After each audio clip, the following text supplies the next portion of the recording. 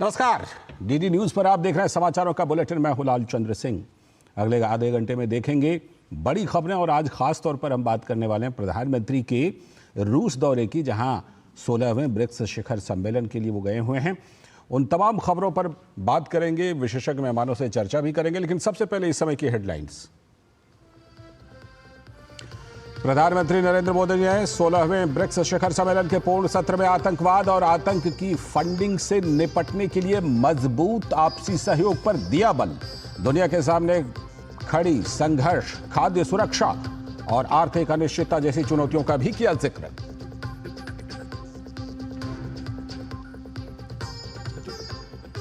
PM Modi और चीन के राष्ट्रपति शी जिनपिंग के बीच रूस में होगी द्विपक्षीय बैठक और कई अहम मुद्दों पर होगी चर्चा।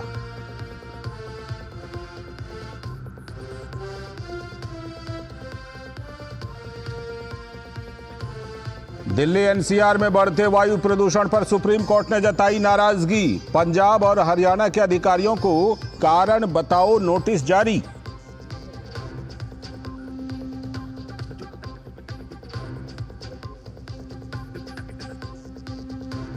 महाराष्ट्र में शिवसेना उद्धव ठाकरे गुट ने 100 से भी अधिक सीटों पर चुनाव लड़ने का किया दावा। प्रियंका गांधी के वायनाड से उपचुनाव लड़ने पर भाजपा ने साधा निशाना।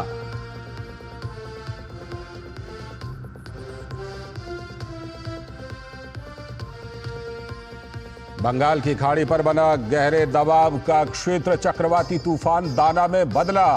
तूफान के प्रभाव को कम करने के लिए तैयारियां जोरों पर।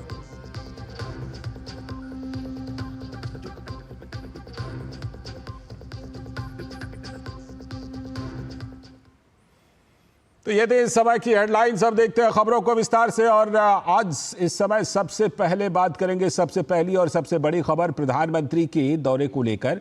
प्रधानमंत्री नरेंद्र मोदी ने रूस के कजान में 16वें ब्रिक्स शिखर सम्मेलन को संबोधित किया।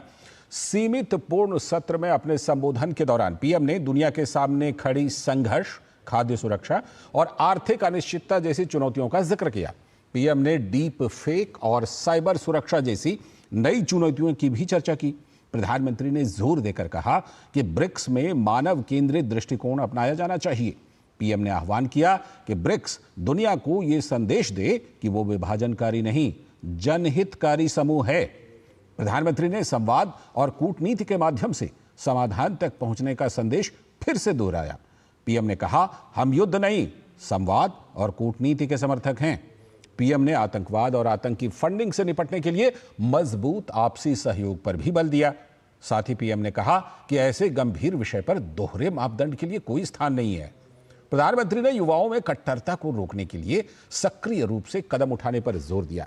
पीएम ने वैश्विक संस्थानों में सुधार का संदेश भी दोहराया। ब्रिक्स को लेकर पीएम ने कहा कि हमारी विविधता, एक दूसरे के प्रति सम्मान और सर्वसम्मति से आगे बढ़ने की परंपरा हमारे सहयोग का आधार हैं।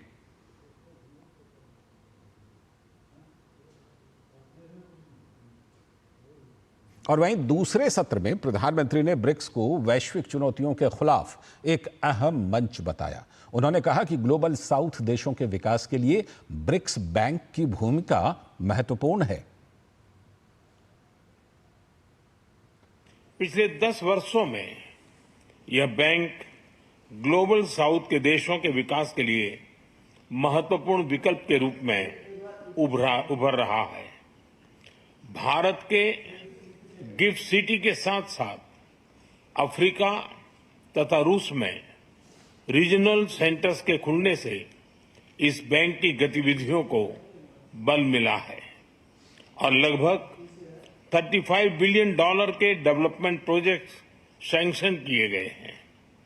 एनडीबी को डिमांड ड्रिवन सिद्धांत पर काम करते रहना चाहिए और बैंक का विस्तार करते हुए long term financial sustainability, healthy credit rating और मार्केट एक्सेस सुनिश्चित करने पर प्राथमिकता रहनी चाहिए। लंबे समय के बाद प्रधानमंत्री नरेंद्र मोदी और चीन के राष्ट्रपति शी जिनपिंग के बीच ब्रिक्स शिखर सम्मेलन से इतर आज द्विपक्षीय बैठक भी होगी। ये बैठक कई मायनों में खास साबित हो सकती है। भारत और चीन के बीच लगभग 4 साल से जारी गतिरोध पर अब विराम लगता हुआ दिख रहा है। दोनों देशों ने हाल ही में पूर्वी लद्दाख में पेट्रोलिंग को लेकर समझौता किया है। समझौते के बाद भारतीय सैनिक अब उन स्थानों पर पेट्रोलिंग करेंगे जहां 2020 तक पेट्रोलिंग करते आ रहे थे। ऐसे में उम्मीद की जा रही है कि प्रधानमंत्री नरेंद्र मोदी और राष्ट्रपति शी जिनपिंग के बीच की इस मुलाकात के दौरान और भी कई मुद्दों पर चर्चा संभव है।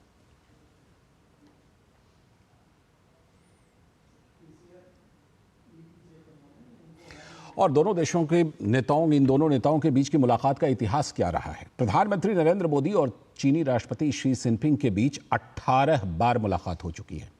इन मुलाकातों पर एक नजर डालते हैं। 15 जुलाई 2014 प्रधानमंत्री नरेंद्र मोदी ने छठे ब्रिक्स शिखर सम्मेलन की पूर्व संध्या पर ब्राजील के फोर्टालेजा में शी जिनपिंग से मुलाकात की। सितंबर 2014 में शी जिनपिंग की भारत यात्रा के दौरान अहमदाबाद और दिल्ली में बैठकें हुई, तो वहां तो मुलाकात हुई, बात भी हुई। मई 2015 में पीएम मोदी ने चीन दौरे पर शी जिनपिंग से मुलाकात की। व्यापार से जुड़े 26 समझौतों पर हस्ताक्षर भी किए गए दोनों देशों के बीच। फिर जुलाई 2015 में रूस दौरे पर ब्रिक्स और एससीओ समिट से इतर दोनों नेताओं के बीच द्विपक्षीय मुलाकात हुई। जून 2016 की बात करें तो ताशकंद में एससीओ समिट के दौरान दोनों नेताओं की फिर से मुलाकात हुई। उसी तरह सितंबर 2016 में चीन के हांगझाऊ में G20 सम्मेलन के दौरान दोनों नेता एक बार फिर से मिले। अक्टूबर 2016 में गोवा में ब्रिक्स शिखर सम्मेलन के दौरान दोनों नेताओं के बीच द्विपक्षीय बैठक हुई, द्विपक्षीय मुलाकात हुई। जून 2017 में एससीओ में भारत के सदस्य बनाए जाने के दौरान फिर से एक बार मुलाकात हुई दोनों नेताओं के बीच। जुलाई 2017 हैम्बर्ग में G20 समिट के दौरान ये मुलाकात फिर से हुई और पीएम मोदी ने खासतौर पर वहां पर डोकलाम का मुद्दा उठाया। सितंबर 2017 में ब्रिक्स समिट के दौरान फिर से मुलाकात हुई और बातचीत भी हुई दोनों नेताओं के बीच। अप्रैल 2018 में चीन के वुहान में शिखर सम्मेलन के दौरान दोनों नेता फिर से मिले। 9 जून 2018 एससीओ समिट के दौरान द्विपक्षीय वार्ता, ब्रह्मपुत्र नदी के जल संबंधी जानकारी और चावल के निर्यात संबंधी समझौते हुए। जुलाई 2018 दक्षिण अफ्रीका के जोहान्सबर्ग में शी जिनपिंग से प्रधानमंत्री नरेंद्र मोदी की मुलाकात फिर से हुई। नवंबर 2018 में अर्जेंटीना के ब्यूनस आयर्स में G20 शिखर सम्मेलन के दौरान मुलाकात हुई, दोनों नेताओं के बीच वार्ता हुई। जून 2019 में किर्गिस्तान के बिश्केक में दोनों नेताओं की मुलाकात हुई। जून 2019 की बात करें तो जापान में G20 समिट के दौरान पीएम मोदी की शी जिनपिंग और व्लादिमीर पुतिन के साथ त्रिपक्षीय बैठक हुई, यानी इसमें तीनों नेता शामिल हुए। अक्टूबर 2019 में पीएम मोदी और शी जिनपिंग की महाबलीपुरम तमिलनाडु में मुलाकात हुई भारत में। नवंबर 2019 ब्रासिलिया ब्राजील की राजधानी है, वहां पर 11वें ब्रिक्स शिखर सम्मेलन के दौरान दोनों नेताओं के बीच मुलाकात हुई। 15 जुलाई 2000 ये तमाम जो मुलाकातों का सिलसिला है, इसको आप अपने टेलीविजन स्क्रीन पर देख रहे हैं कि किस तरह दोनों नेताओं के बीच ये मुलाकातों का इतिहास रहा है। तो ब्रिक्स शिखर सम्मेलन को संबोधित करते हुए प्रधानमंत्री ने मिलकर आगे बढ़ने पर बल दिया। पीएम ने वित्तीय समावेशन बढ़ाने पर बल दिया। पीएम ने ब्रिक्स की पहल न्यू डेवलपमेंट बैंक यानी एनडीबी के विस्तार की सराहना की। ब्रिक्स के विस्तार का जिक्र करते हुए पीएम ने वैश्विक अर्थव्यवस्था में इसके बड़े प्रतिनिधित्व को रेखांकित किया। पीएम ने ब्रिक्स देशों के बीच आर्थिक सहयोग मजबूत करने से जुड़ी सहमति को महत्वपूर्ण बताया। नए स्वरूप में ब्रिक्स $30 ट्रिलियन से भी ज्यादा बड़ी इकोनॉमी है। हमारे आर्थिक सहयोग को बढ़ाने में ब्रिक्स बिजनेस काउंसिल और ब्रिक्स विमेन बिजनेस अलायंस की विशेष भूमिका रही है। इस वर्ष ब्रिक्स के अंदर WTO reforms, trade facilitation in agriculture, resilient supply chains, e-commerce और स्पेशल इकोनॉमिक जोन को लेकर जो सहमति बनी है, उससे हमारे आर्थिक सहयोग को बल मिलेगा। बहरहाल बढ़ते हैं अगली खबर की तरफ। महाराष्ट्र विधानसभा चुनावों के लिए मुख्यमंत्री एकनाथ शिंदे की अगुवाई वाली शिवसेना ने उम्मीदवारों की पहली सूची जारी कर दी है। पार्टी ने पहली सूची में कुल 45 प्रत्याशियों के नामों का ऐलान कर दिया है। मुख्यमंत्री एकनाथ शिंदे कोपरी पाचपाखाड़ी सीट से चुनाव लड़ेंगे। लोकसभा चुनावों में जीतकर सांसद बने रविंद्र वाइकर की पत्नी को शिवसेना ने जोगेश्वरी पूर्व से मैदान में उतारा है। पार्टी ने माहिम सीट से सदानंद शंकर सरवणकर को उम्मीदवार बनाया है। महायुति के खेमे से यह दूसरी सूची है। इससे पहले बीजेपी ने 99 प्रत्याशियों के नामों का ऐलान किया था। महाराष्ट्र में विधानसभा चुनावों के लिए नामांकन दाखिल करने की प्रक्रिया शुरू हो चुकी है। मंगलवार को पहले दिन कुल 58 नामांकन दाखिल भी हो गए। महायुति की तरफ से 288 में से 144 सीटों पर उम्मीदवार तय हो गए, यानी लगभग पूरी तरह से आधी सीटों पर महायुति ने ऐलान कर दिया।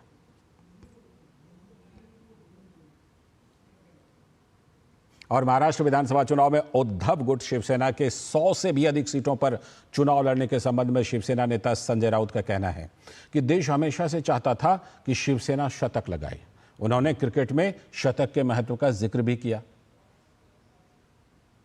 देश हमेशा ये चाहता है कि शिवसेना सेंचुरी पार करे, सेंचुरी लगाए, और हमारे में सेंचुरी लगाने का दम है।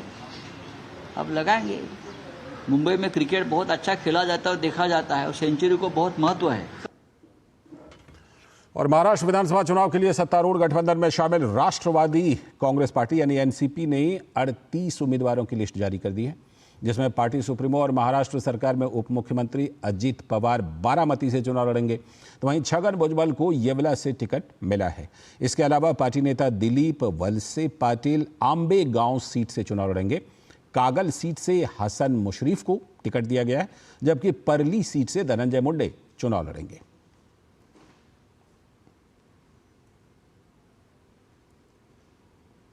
और इस बीच विपक्षी महाविकास आघाड़ी में सीट बंटवारे को लेकर खींचतान पर मुख्यमंत्री एकनाथ शिंदे की अगुवाई वाली शिवसेना के नेता डॉक्टर राजू वाघमारे का कहना है कि हमने जो 45 उम्मीदवारों की सूची जारी की है, उनमें से ज्यादातर वो लोग हैं जिन्होंने हिंदू हृदय सम्राट बाला साहेब ठाकरे का समर्थन किया था। 4-5 लोग एक सर्वेक्षण और लोगों की इच्छा के अनुसार नए चुने गए हैं।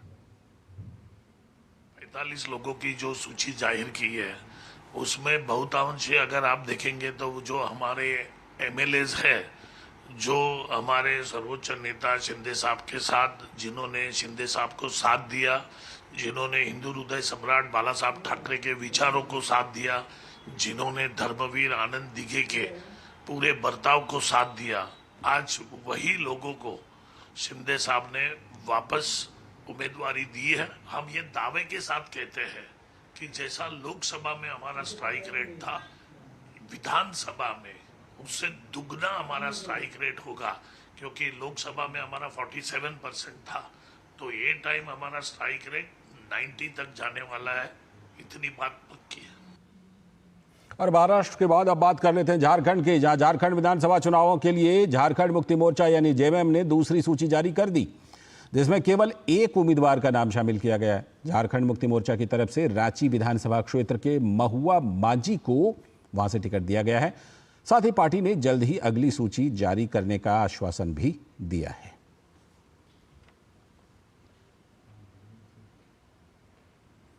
और अब बात एक हाई प्रोफाइल उपचुनाव की। केरल में बीजेपी ने नव्या हरिदास को वायनाड लोकसभा उपचुनाव के लिए पार्टी के उम्मीदवार के रूप में मैदान में उतार दिया है, जहां उनका मुकाबला कांग्रेस की प्रियंका गांधी वाड्रा से होना है।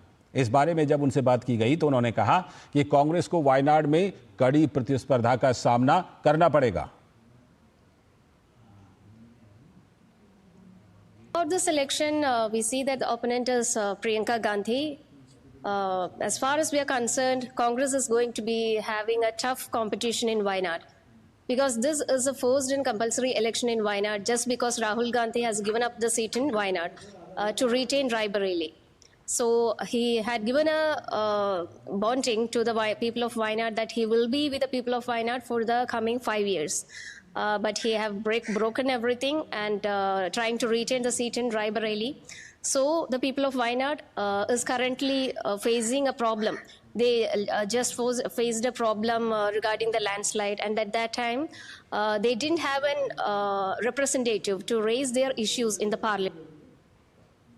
और कांग्रेस नेता प्रियंका गांधी वाड्रा ने वायनाड लोकसभा उपचुनाव के लिए अपना नामांकन पत्र दाखिल कर दिया। इस मौके पर सोनिया गांधी, लोकसभा में नेता विपक्ष राहुल गांधी, रॉबर्ट वाड्रा और कई वरिष्ठ पार्टी नेता मौजूद रहे। बता दें कि 2024 के लोकसभा चुनावों में यूपी की अमेठी और यूपी की रायबरेली और केरल के वायनाड निर्वाचन क्षेत्रों से जीतने के बाद राहुल गांधी ने रायबरेली को बरकरार रखने का फैसला किया। इस वजह से वायनाड सीट खाली हो गई और उपचुनाव में प्रियंका गांधी को वहां से उम्मीदवार वायनाड से बनाया गया। और इससे पहले कांग्रेस महासचिव और वायनाड निर्वाचन क्षेत्र से उम्मीदवार प्रियंका गांधी वाड्रा ने एक जनसभा को संबोधित किया। प्रियंका गांधी ने कहा कि पिछले 35 सालों से मैं अलग अलग चुनावों के लिए प्रचार कर रही हूं। ये पहली बार है जब मैं अपने लिए आपसे समर्थन की मांग कर रही हूं। ये एक बहुत ही अलग सा एहसास है।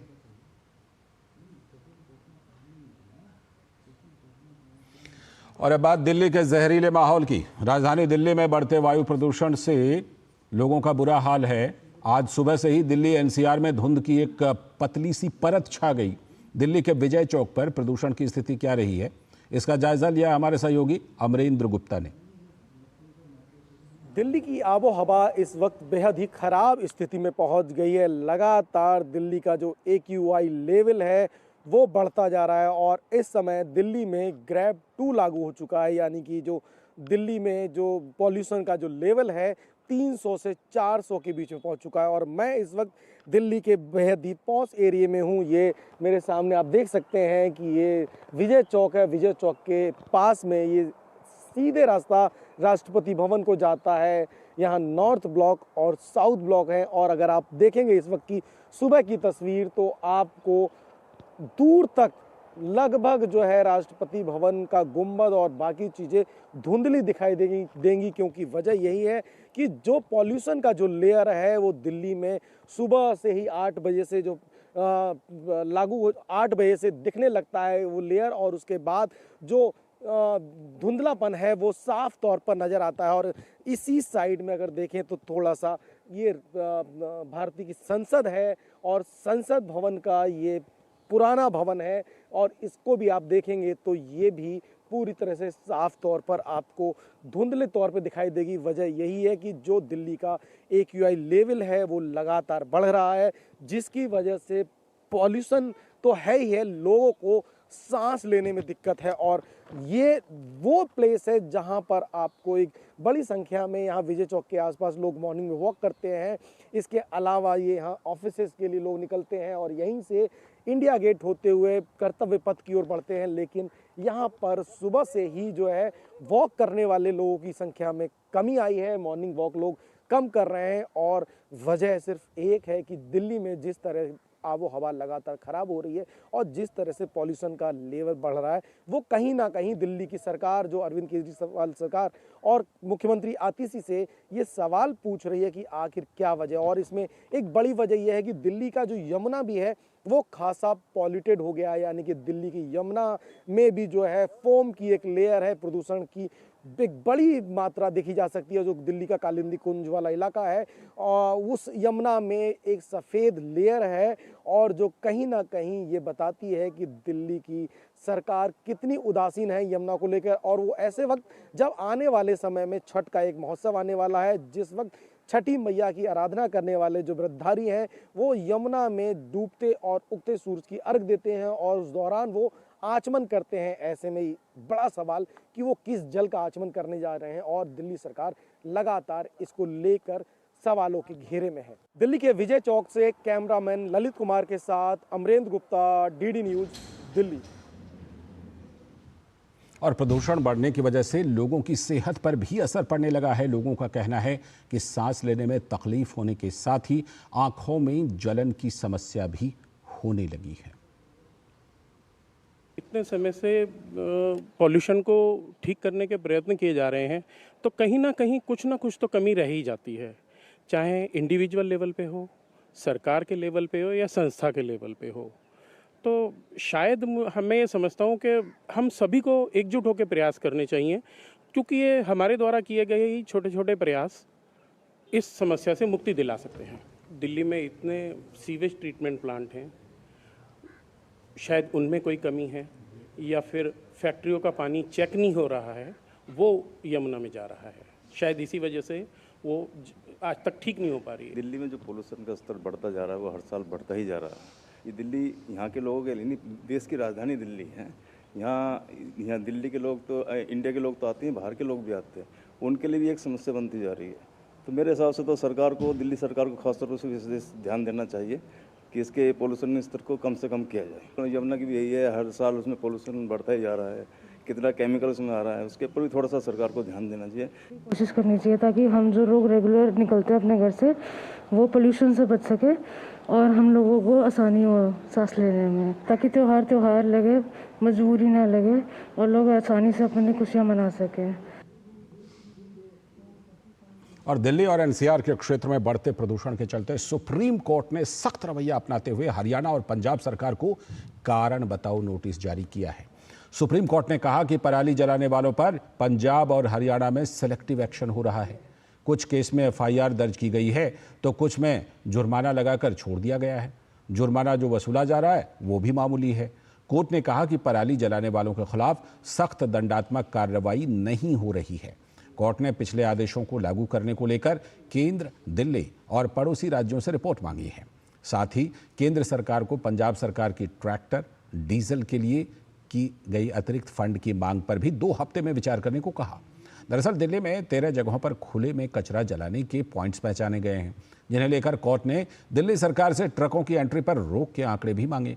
साथ ही इंडस्ट्रियल पॉल्यूशन पर भी दिल्ली सरकार से आंकड़े मांगे गए हैं।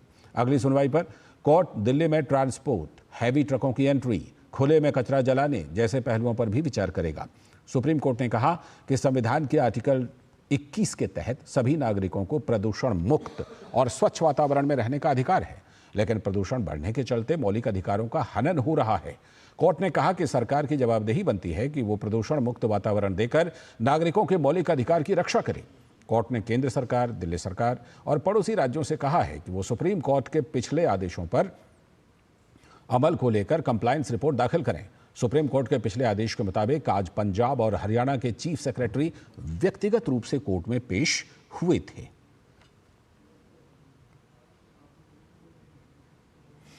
और अब बात चक्रवात दाना की। भारतीय तटरक्षक बल ने चक्रवाती तूफान दाना से उत्पन्न होने वाली किसी भी आकस्मिक स्थिति से निपटने के लिए अपने जहाजों और विमानों को तैनात कर दिया है और स्थिति पर बारीक नजर बनाए रखी है।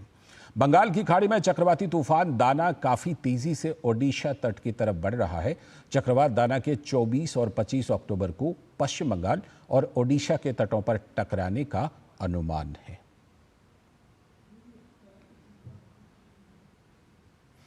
केंद्रीय मंत्री डॉक्टर सुकांतो मजूमदार ने कहा है कि वक्फ बोर्ड में जो अन्याय हो रहा है उसे दूर करने के लिए केंद्र सरकार काम कर रही है।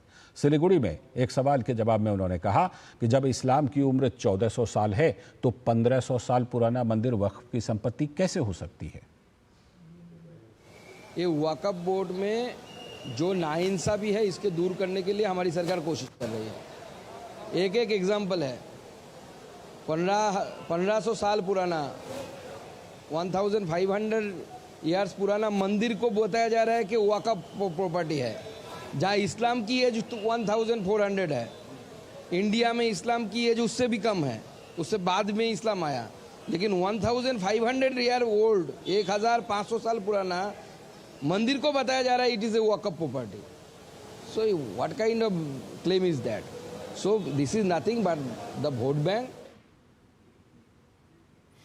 और इसके साथ इस बुलेटिन में इतना ही, लेकिन डीडी न्यूज पर खबरों और कार्यक्रमों का सिलसिला लगातार जारी है। नमस्कार।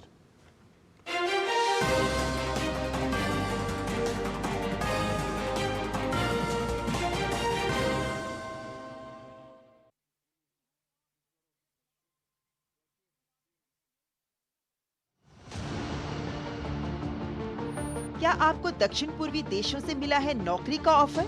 सावधान, आप बन सकते हैं साइबर स्लेव यानी गुलाम। I4C के अनुसार कंबोडिया, म्यांमार, लाओस में हजारों भारतीय बनाए गए हैं साइबर स्लेव। अवैध भर्ती एजेंटों के माध्यम से भारत से पढ़े लिखे कंप्यूटर एक्सपर्ट युवाओं को नौकरी देने के बहाने बुलाया जाता है, परंतु फिर जबरदस्ती साइबर फ्रॉड के काम में धकेल दिया जाता है।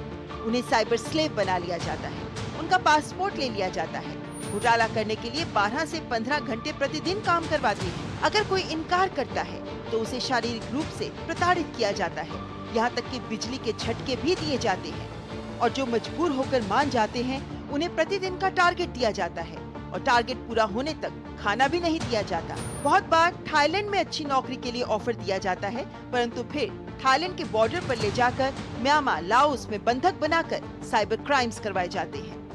इस गोरख धंधे में भारतीय युवा ना फंसे, इसलिए गृह मंत्रालय एयरपोर्ट्स पर जगह जगह ये पोस्टर्स लगाकर आगाह कर रहा है कि कंबोडिया, म्यांमार, लाओस के नकली जॉब ऑफर से सावधान रहें, नहीं तो आप बन सकते हैं साइबर गुलाम। तो ध्यान रखें, सर्च इंजन विज्ञापन, सोशल मीडिया विज्ञापन, स्पॉन्सर्ड लिंक पर जॉब ऑफर मत स्वीकार करें। यदि किसी पोर्टल पर कोई नौकरी दिखी है तो उसे कंपनी की वेबसाइट पर जाकर भी जांच लें। अनजान कंपनियों की ईमेल से सावधान रहें। सरकारी संस्थाओं की नौकरियों के लिए भी वेबसाइट जांच लें।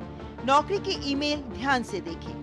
व्याकरण या शब्दों में त्रुटियां यानी स्कैम, जैसे infocompany.com के स्थान पर info@company.net। नौकरी वाले पोर्टल को जांच लें। पैसे लेकर जॉब देने वालों से सावधान रहें। ऑनलाइन इंटरव्यू से पहले कंपनी की पूरी जानकारी जुटाएं। नौकरी और संस्था के बारे में भी विस्तार से जानकारी प्राप्त करें। किसी भी ऑनलाइन पोर्टल पर अपनी जानकारी या रिज्यूमे साझा करने से पहले जांच लें। विदेश की नौकरी से पहले कंपनी की पूरी जानकारी बहुत जरूरी है। सोशल मीडिया पर नौकरी के ऑफर से सावधान रहें। साइबर फ्रॉड होने पर 1930 पर कॉल करें और साइबर क्राइम पोर्टल पर भी शिकायत अवश्य दर्ज करें।